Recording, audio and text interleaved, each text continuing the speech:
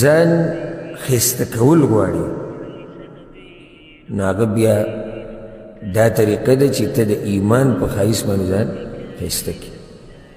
د امام عطا رحمه الله، امام عطا ابن ابي رباح، ما تاسو ته دا خبره ذکر کړې د امام دی په دین کې د عبدالله ابن عباس رضی الله عنه خاص شاګرد دی او د امام ابو حنیفه رحمه الله استاذ دی.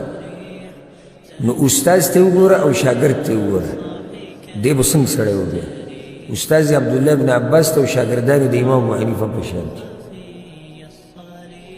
او د تک تور سړی و، د شونډې سمې غټې وې او د پوزې هم سمه غټه وه، د بدن هم چیته او معذور هم و ګوډو.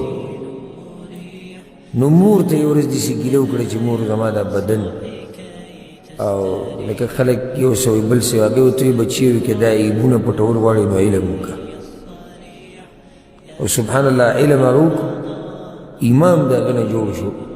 هېچا دا ونه وایي چې د امام عطا پوزه غټه وه یا شونډې غټې وي یا رنګ یې تور و یا ګوډ و یا چیت، هېچا ونه.